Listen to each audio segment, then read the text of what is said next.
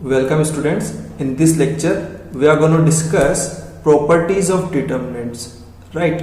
Determinants से related कुछ properties है, almost 10 properties है. Right? जो कि सेम रहनी है, चाहे एनसीईआरटी टेक्स्ट बुक ले लो, चाहे आरबीएससी टेक्स्ट बुक ले लो, चाहे किसी भी स्टेट बोर्ड की बुक ले लो. Right? So we will see these properties one by one. So this is our very first property. The value of determinant remains unchanged if its rows and columns are interchanged. Right? रो और column को interchange करने का मतलब क्या है? Transpose लिखना. Right? जैसे matrix A होती थी और उसका ट्रांसपोज लिखते थे ना, तो ट्रांसपोज में क्या किया करते थे हम लोग? रोज एंड कॉलम्स को इंटरचेंज कर देते थे. रोज एंड कॉलम्स को इंटरचेंज कर देते थे. सो देखो, मैट्रिक्स ए और मैट्रिक्स ए का जब ट्रांसपोज लिखेंगे और उसका डिटरमिनेंट लेंगे ना, तो वैल्यू सेम आएगी. The value of determinant remains unchanged, यानी कि चेंज नहीं हो. अगर मैट्रिक्स ए का डिटरमिनेंट लेते हो और उसी के ट्रांसपोज का डिटरमिनेंट ले, ठीक है. डिटरमिनेंट को हम लोग डेल्टा से भी शो करें ना, तो डेल्टा का transpose and delta dash will be the same value as delta. Right? So this all will be same. Now see our second property. This is our second property. If any two rows or columns of a determinant, any two rows or columns, right, यहाँ bracket लगा है, of a determinant are interchanged, then the sign of determinant changes. determinant का sign change होगा. ठीक है. यदि कोई भी दो रो और दो कॉलम डिटरमिनेंट की आप इंटरचेंज कर रहे हैं, then sign of determinant will change. Positive है तो नेगेटिव हो जाएगा, नेगेटिव है तो पॉजिटिव हो जाएगा. अगर इसकी वैल्यू डेल्टा है ना, तो नेगेटिव डेल्टा हो जाएगी. हम ये कहना चाह रहे हैं. ठीक है. Sign of determinant will change but value remains unchanged. Value वही रहेगी. तो वही लिखा है हमने, डेल्टा है तो माइनस डेल्टा हो जाएगा. राइट? तो वैल्यू तो डेल्टा ही रहेगी, लेकिन अगर पॉजिटिव साइन है तो नेगेटिव हो जाएगा, और नेगेटिव पॉजिटिव हो जाएगा. साइन चेंज हो जाएगा. देखो कैसे, ऐसे समझना. A B C D E F G H I, मान लो ये एक डेल्टा, ठीक है, ये एक डिटरमिनेंट है. अभी क्या कर रहे हैं ना हम लोग, कॉलम 1 को कॉलम 2 से इंटरचेंज कर रहे हैं. ये साइन भी ध्यान रखना है आप लोग. ठीक है. ये वाला साइन आप ध्यान रखना. क्या कर रहे हैं हम लोग, कॉलम 1 को कॉलम 2 से इंटरचेंज कर रहे हैं. राइट? तो जब भी ऐसा करेंगे, इस साइन से डिनोट किया जाएगा, इस साइन से डिनोट किया जाएगा. ठीक है. और इस तरह से लिखा जाएगा. जैसे कॉलम 2 को कॉलम 3 से इंटरचेंज करो मान लो, तो कॉलम 2 कॉलम 3. रो 1 को रो 2 से इंटरचेंज करो, तो रो 1 रो 2. रो 2 को रो 3 से चेंज करो, तो रो 2 रो 3. ठीक है. इस तरह से. ठीक है. अब देखो क्या होगा कि यहां पे हमने क्या किया, delta is equal to column 1 को कॉलम 2 से इंटरचेंज कर रहे हैं. तो हम लोग ऐसे लिखेंगे, B E H A D Z C F I, और एक नेगेटिव साइन फ्रंट पे लगा देंगे. फिर किसी का मान क्या, सर एक और बार इंटरचेंज करते हैं, C2 को C3 से इंटरचेंज करेंगे, तो फिर से एक नेगेटिव साइन बाहर आएगा. जब भी आप दो कॉलम्स को इंटरचेंज कर रहे हैं तो नेगेटिव साइन बाहर आया. राइट? सो देखो क्या करना है, determinant is equals to negative of B E H C F I A D Z. तो देखो फिर से इंटरचेंज हुआ ना इन दोनों में. ये वाला कॉलम तो यहाँ रिप्लेस हुआ और ये वाला कॉलम यहाँ आया. राइट? तो इंटरचेंज अगर हुआ है कॉलम 2 और कॉलम 3 में, तो एक और नेगेटिव साइन बाहर आएगा, तो ये ओवरऑल पॉजिटिव हो जाएगा. ठीक है. इसी तरह से हम लोग रोज के साथ भी कर सकते हैं हम लोग, जैसे A B C D E F G H I. ये रो 1 है, ये रो 2 है. तो रो 1 और रो 2 को अगर इंटरचेंज करेंगे और इसकी वैल्यू अगर ये है delta, then delta is equals to, ठीक है, रोज को इंटरचेंज कर रहे ना, तो नेगेटिव साइन फ्रंट पे, D E F, ये हमारी सेकेंड रो जो है वो फर्स्ट रो बन गई, एंड जो हमारी फर्स्ट रो है वो सेकेंड रो बन गई, G H एंड I. बस क्या फर्क आएगा डिटरमिनेंट में कि नेगेटिव साइन आगे लग जाएगा. सो आप property number 3, if any two rows और columns of a determinant are identical. Identical मतलब सेम एलिमेंट से सारे. all corresponding elements are same, so then value of determinant is 0. Means कहना ये चाह रहे हैं हम लोग A B C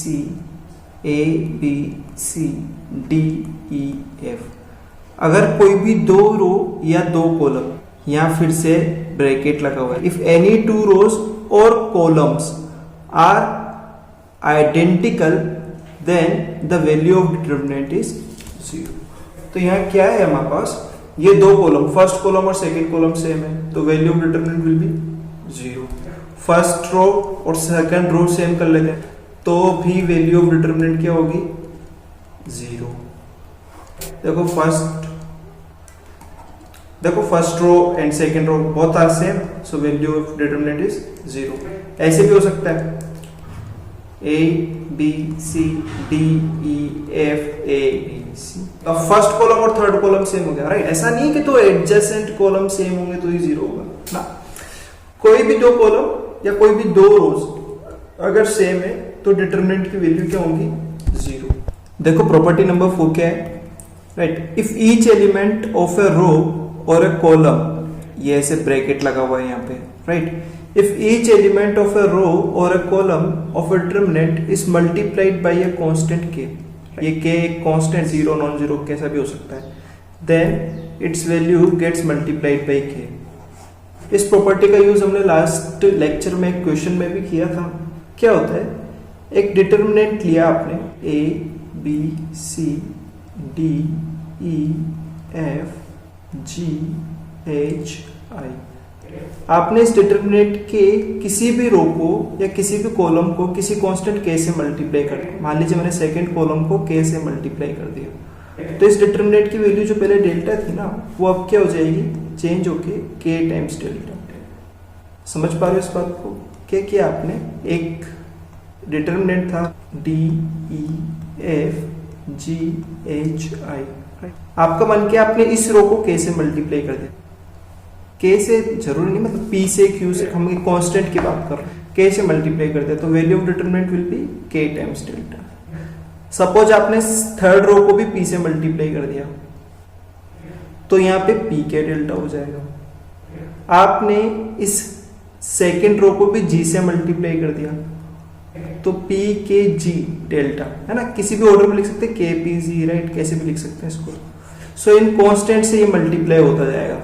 आपका मन किया कि आपने क्या किया, देखो इसको शो भी ऐसे करेंगे हम लोग. क्या कर रहे हैं यहाँ पे, सेकंड कॉलम को हमने क्या किया हुआ है, k से मल्टीप्लाई करके लिखा है. सो C2 is replaced by KC2, right. Replace कर रहे हैं, इंटरचेंज नहीं कर रहे हैं. सो कॉलम नंबर 2 को हमने क्या किया, k times of column number 2 लिखा, तो कॉलम नंबर 2 का ईच एलिमेंट k से मल्टीप्लाई करके लिखा हुआ है यहाँ पे. तो देखो लास्ट लेक्चर में हमने एक क्वेश्चन में ऐसे लिखा था ना कि मान लीजिए एक मैट्रिक्स A है जिसका ऑर्डर n है, राइट. एक मैट्रिक्स A है जो कि एक स्क्वायर मैट्रिक्स है, उसका ऑर्डर है n. इसे अगर किसी कांस्टेंट k से मल्टीप्लाई कर देंगे और फिर इसका अगर डिटरमिनेंट लेंगे तो क्या होगा कि जो वैल्यू आएगी ना वो k n of determinant of A, right. ठीक है, ये भी इंपॉर्टेंट है, इसे भी याद रखना. ठीक है, देखो समझो इस प्रॉपर्टी को. क्या कहना चाह रहे हैं हम लोग कि मैट्रिक्स A है, उसे अगर स्केलर k से मल्टीप्लाई करेंगे तो मैट्रिक्स का तो रूल है ना कि k से each and every element of this matrix A will be multiplied.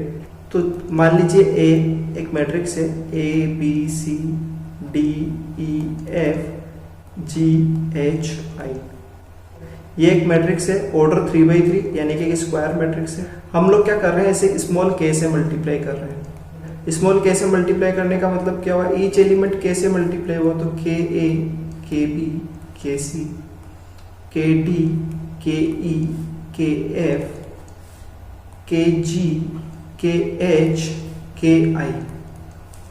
अब यहाँ पे ईच एलिमेंट k से मल्टीप्लाई हो चुका है. अब क्या करना है, अगर आप इसका डिटरमिनेंट लेंगे तो डिटरमिनेंट ऐसे KA KB KC KD KE KF KG KH KI. अब यहाँ पे तो हर एलिमेंट k से मल्टीप्लाइड है. तो देखो क्या हो रहा है, ये मैट्रिक्स A है, राइट. तो इसका डिटरमिनेंट कैसे लिखेंगे, determinant A, that is A B C DEFGHI, इस तरह से तो इसका डिटरमिनेंट लिखा हुआ है। यहां से देखो हर एक रो में k मल्टीप्लाइड है। देखो इस रो में भी k का मल्टीप्लिकेशन है, यहाँ पे इस सेकेंड रो में भी यहाँ k का मल्टीप्लिकेशन है, थर्ड रो में भी यहाँ k का मल्टीप्लिकेशन है।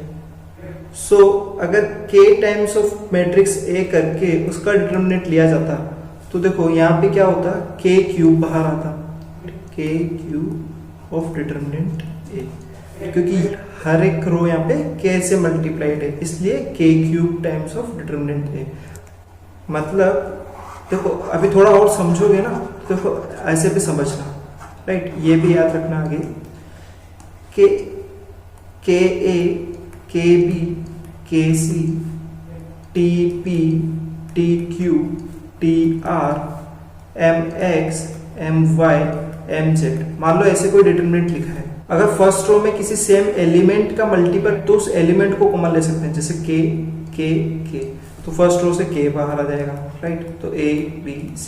सेकेंड रो से T बाहर आ सकता है, सो P, Q, R, X, Y, Z by taking out as M, M, K। तो इस तरह से किया जा सकता है, कॉलम से भी लिया जा सकता था। यहाँ मान लीजिए ऐसे लिखा हो K, K, K, इस फर्स्ट कॉलम से ऐसे K बाहर आ जाएगा, इस फर्स्ट कॉलम से K बाहर आ जाएगा। तो इस तरह से कॉमन भी लिया जा सकता है, मल्टीप्लाई भी किया जा सकता है, राइट।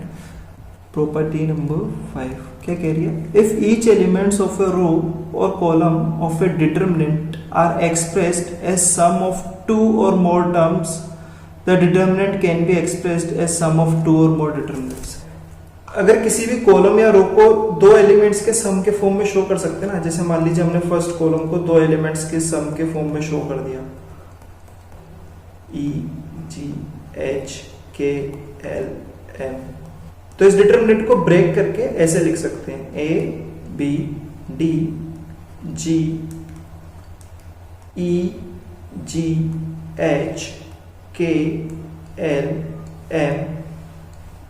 Plus BCFEGHKLM।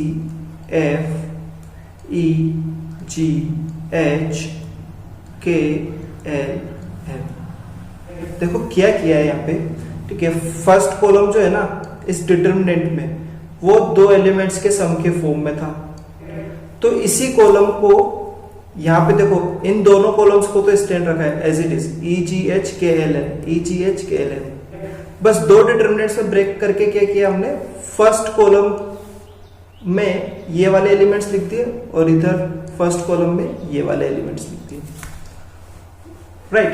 जैसे दो से ज्यादा एलिमेंट्स भी हो सकते हैं, A plus B plus C, P plus Q plus R, X plus Y plus Z, M N P Q R S, right. तो इसको ऐसे ब्रेक किया जा सकता है that A P X M M P Q R S plus क्या कर सकते हैं, ये वाले एलिमेंट सब B Q Y M M P Q R S plus अब ये वाले एलिमेंट्स लिख दो C R Z, ठीक है। इतनी कोई हार्ड एंड फास्ट बात नहीं चल रही, ठीक है, ठीक से ऑब्जर्व करोगे ना तो सब समझ आएगा।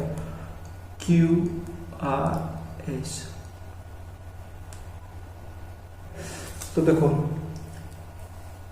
हाँ, तो ये तो ब्रेक करके हमने कॉलम के थ्रू लिख दिया, राइट। ऐसे भी हो सकता है A plus B, B plus C, C plus D। First row को हमने टू एलिमेंट्स के सम के फॉर्म में शो कर रखा है, P Q R X Y Z।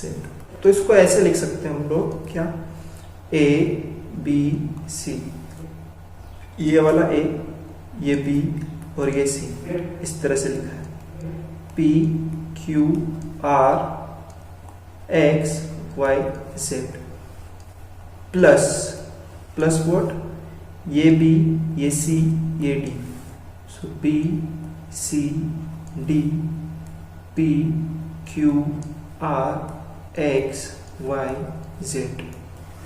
तो यहाँ अगर तीन एलिमेंट्स का सम होता तो भी हम लोग लिख पाते हैं, राइट। इस तरह से लिखा जा सकता है, value of determinant will be same. अगर इसकी डेल्टा है ना और इसकी डेल्टा 1 और डेल्टा 2 है, तो इन दोनों का एडिशन जो होगा ना वो डेल्टा के ही इक्वल होगा। See our next property, property number 6, right. देखो इसे देखते हैं। If the elements of any row और column of a determinant is added or subtracted with any of other row or column with a multiple of constant, then the value of the determinant does not changes, right। यहाँ constant मान लीजिए हम k ले रहे हैं किसी k को, right। तो बड़े ध्यान से सुनना इसको, ये प्रॉपर्टी काफी इंपॉर्टेंट है, ठीक है। आगे जाके मोस्टली क्वेश्चंस में इसका यूज भी हुआ है, तो वैसे भी तुम्हें याद रह जाएंगे। कुछ क्वेश्चंस में कुछ ऑपरेशंस के बेस पे कर रहे होते हैं, वो ऑपरेशंस इसी प्रॉपर्टी के बेस पे लग रहे होते हैं। सो सी, अभी तक देखो हम लोगों ने क्या सीखा है, कॉलम को इंटरचेंज करते हैं तो ये वाला साइन लगाते हैं, रो को इंटरचेंज करते हैं मतलब इंटरचेंज कर रहे होते हैं ना, तो ये वाले साइन लगाते हैं, राइट, ये वाला, ठीक है। अभी तक ये सीखा। रो को किसी के से मल्टीप्लाई करके लिख रहे होते हैं तो ऐसे ये वाला साइन लगाते हैं, ये वाला एरो लगाते हैं, ठीक है। तो साइन का बड़ा रोल है, ठीक है, ध्यान रखना है इसको, ठीक है। देखो ये प्रॉपर्टी क्या कह रही है कि एक डिटर्मिनेंट है, मान लीजिए A B C P Q R X Y Z, ठीक है। तो ये प्रॉपर्टी ये कहना चाह रही है, if the elements of any row और column of a determinant is added or subtracted with any of other row और column with a multiple of constant k, ठीक है। किसी भी रो में, ठीक है, क्या किया जा रहा है उस रो में कि उस रो को किसी भी other row, any of other row को किसी कांस्टेंट के से मल्टीप्लाई करके ऐड किया जा रहा है या सब्ट्रैक्ट किया जा रहा है। तो इस रो में हम लोग किसी भी अदर रो को ऐड कर दें के से मल्टीप्लाई करके या सब्ट्रैक्ट कर दें, value of determinant will remain unchanged. तो अब ये साइन भी ध्यान रखना है कि रो 1 को रिप्लेस किया जा रहा है, ऐसे याद रखना कि रो 1 को रिप्लेस किया जा रहा है। कैसे रिप्लेस किया जा रहा है, रो 1, ठीक है, जिस रो को रिप्लेस कर रहे होंगे ना उसी रो को यहाँ लिखेंगे, ठीक है। उसी रो में तो ऐड या सब्ट्रैक्ट कर रहे हैं, तो उसी रो में क्या कर रहे हैं, R2 का k टाइम्स ऐड किया जा रहा है, तो इसको ऐसे लिख सकते हैं हम लोग। रो 1 पे रो 1 प्लस KR2 लिखा है ना, राइट, तो A plus KP B plus KQ C plus KR and remember one thing कि R2 को K से मल्टीप्लाई करके R1 में ऐड किया है और रिप्लेस R1 को किया है, तो R2 अनअफेक्टेड है, राइट। R2 में हमें K भी मल्टीप्लाई नहीं करना है, हम केवल और केवल यहाँ क्या टारगेट है हमारा, R1 को चेंज करना है, राइट। ये R1 रिप्लेस हुआ है, ठीक है। तो R2 तो अनअफेक्टेड है, R2 को एज इट इज लिखना है, ठीक है। यानी कि R2 को आप कहीं K से मल्टीप्लाई करके ना लिख दें, X Y Z, राइट, ठीक है। अब देखो इसकी वैल्यू अगर डेल्टा थी ना तो इसकी वैल्यू भी सेम आई, क्यों आ रही है, ऐसा क्यों हो रहा है, तो इसे समझना बड़े ध्यान से। तो देखो लास्ट प्रॉपर्टी का यूज लेकर के इसको ऐसे लिखा जा सकता है, A P X B Q Y C R Z plus K P K Q K R P Q R X Y Z। Just last property, वो ब्रेक करने वाली प्रॉपर्टी थी ना कि किसी भी रो या किसी भी कॉलम में अगर एडिशन फॉर्म में लिखा है तो उसको ब्रेक करके ऐसे लिख सकते हैं, तो उसी के यूज से हमने इसको ऐसे लिख दिया। अब देखो ये तो वैल्यू सेम है, यहाँ क्या हो रहा है ना कि इस k को कॉमन लिया जा सकता है। फर्स्ट रो हमारी k से मल्टीप्लाइड है तो k को कॉमन ले सकते, जैसे इस k को कॉमन लेकर के मैंने मान लो यहाँ लिख दिया, तो देखो क्या होगा, फर्स्ट रो और सेकंड रो अब सेम नजर आ रही है। कोई भी दो रो या दो कॉलम सेम होते हैं तो ये प्रॉपर्टी भी हमने डिस्कस कर लिया, उस डिटरमिनेंट की वैल्यू क्या होती है 0 और इस वैल्यू की डिटरमिनेंट क्या थी डेल्टा, तो अल्टीमेटली ये डिटरमिनेंट सेम यही डिटरमिनेंट है। ऐसे लिख देने के बाद भी जब हम ब्रेक करेंगे ना तो वापस हमारा वही डिटरमिनेंट आएगा, यानी कि इस तरह से लिखा जा सकता है इसको, तो यानी कि वैल्यू सेम आएगी। अगर हम इस तरह से लिख भी देंगे ना कि किसी k से मल्टीप्लाई करके किसी रो को किसी रो में ऐड करके लिख देंगे तो भी value of determinant will be same. देखो ऐसा नहीं कि खाली रो के साथ ही हो सकता है, ऐसा कॉलम के साथ भी हो सकता है। जैसे सपोज ये A B C D E F GHI। तो देखो C1 को मान लीजिए रिप्लेस करना चाह रहे हैं आप C1 प्लस 3C3 से, तो आप ऐसे लिख सकते हैं। ऑपरेशन को समझो ध्यान से, कैसे लिखा है हमने, C1 को चेंज कर रहे हैं, रिप्लेस कर रहे हैं किससे, C1 प्लस 3C3 से। तो C1 को अगर चेंज कर रहे हैं ना, तो सबसे पहली बात तो C1 ही यहाँ पे आएगा, उसी में ऐड या सब्ट्रैक्ट कर रहे हैं तो ऐड कर रहे हैं, क्या कर रहे हैं, C3 का 3 टाइम्स। सो जब हम लिख रहे होंगे ना, तो हम लोग क्या करेंगे, A प्लस 3G, जैसे इस तरह से लिखा हमने, B plus 3H, C plus 3I। तो हम इस बात को ध्यान रखेंगे कि हम थर्ड कॉलम को कहीं 3 से मल्टीप्लाई करके ना लिखते हैं। ये एलिमेंट्स तो एज इट इज ही आने। हुआ क्या है अल्टीमेटली, कि हमने किसी रो या किसी कॉलम को मल्टीप्लाई नहीं किया है, मल्टीप्लाई करके ऐड किया है, मल्टीप्लाई करके ऐड किया है और अदर कॉलम को रिप्लेस किया है। इस कॉलम को किसी के से मल्टीप्लाई करके इस कॉलम में ऐड किया और इस कॉलम को ऐसे रिप्लेस कर दिया, राइट। तो वैल्यू ऑफ डिटरमिनेंट अनचेंज्ड रहेगा। तो यहाँ ना एक नोट याद रखना, क्या कि जैसे हमने यहाँ पे क्या किया, कॉलम 1 पे ऑपरेशन लगा, राइट। कॉलम 1 पे ऑपरेशन लगा रहे हैं, that column 1 plus 3 times of column C3, right. C1 है ना, इसको ऐसे रीड करेंगे, C1 is replaced by C1 plus 3C3। सो आपको क्या करना है, जब आप कॉलम 2 पे ऑपरेशन लगा रहे हो, मान लो, ठीक है, आप किसी अदर कॉलम पे ऑपरेशन लगा रहे हो, किसी भी C2 या C3 पे, तो आप फिर से राइट इस C1 को फिर से इंक्लूड नहीं करेंगे, क्योंकि ये C1 is already under operation. So आप C2 पे ऐसे लिख सकते हैं, C2 plus C3, right, C2 plus C3, 3C3, ये वैलिड है। लेकिन जिस कॉलम को आप रिप्लेस कर चुके हो ना, उसी कॉलम को एट ए टाइम आप यहाँ यूज नहीं ले सकते in another operation. If C1 पे कोई ऑपरेशन लगा, if C1 is replaced by something, then C1 again cannot come in another operation, that C2 plus C1 नहीं कर सकते, right? ये C1 यहाँ नहीं आ सकता फिर, right? समझ गए इस बात को, ठीक है। This is our property number 7। If elements of one row or column are multiplied with cofactors of elements of any other row or column, then their sum is 0। देखो क्या कह रही प्रॉपर्टी, हिंदी में सुनो, किसी भी रो या किसी भी कॉलम को, किसी डिटरमिनेंट में किसी भी रो या किसी भी कॉलम को यदि किसी अदर रो के, एनी अदर रो के कोफैक्टर्स से मल्टीप्लाई करके ऐड करेंगे ना, देन देयर सम इज 0। तो देखो ये प्रॉपर्टी ऐसे है, हमने पहले लिखा था याद, एक डिटरमिनेंट की वैल्यू फाइंड करने के लिए कि किसी भी रो को उसी के कोफैक्टर से मल्टीप्लाई कर देंगे, राइट, तो डिटरमिनेंट की वैल्यू मिल जाएगी, राइट। जैसे मान लीजिए सेकेंड रो ले ली, तो A21 C21, उसी का कॉरेस्पॉन्डिंग कोफैक्टर A22 C22, उसी का कॉरेस्पॉन्डिंग कोफैक्टर A23 C23, उसी का कॉरेस्पॉन्डिंग कोफैक्टर, तब तो क्या मिलेगा, वही सेम डिटरमिनेंट की वैल्यू मिलेगी, राइट। लेकिन अगर आपने फर्स्ट रो ली, ध्यान से सुनना, फर्स्ट रो ली A11 A12 A13, first row के एलिमेंट्स लिए, और कोफैक्टर सेकेंड रो के ले लिए C21 C22 C23, and then उनका सम किया, तो वैल्यू क्या आ जाएगी इसकी, 0। अगर आपने मान लीजिए फर्स्ट रो ली A11 A12 A13 और आपने अपने थर्ड रो के कोफैक्टर से मल्टीप्लाई कर दिया, राइट, तो आप किसी भी अदर रो के कोफैक्टर से मल्टीप्लाई करके सम करोगे ना, तो 0 ही आएगा। किसी भी अदर रो के कोफैक्टर से मल्टीप्लाई करके सम करोगे ना, तो आंसर 0 ही आएगा। ये प्रॉपर्टी ये के लिए।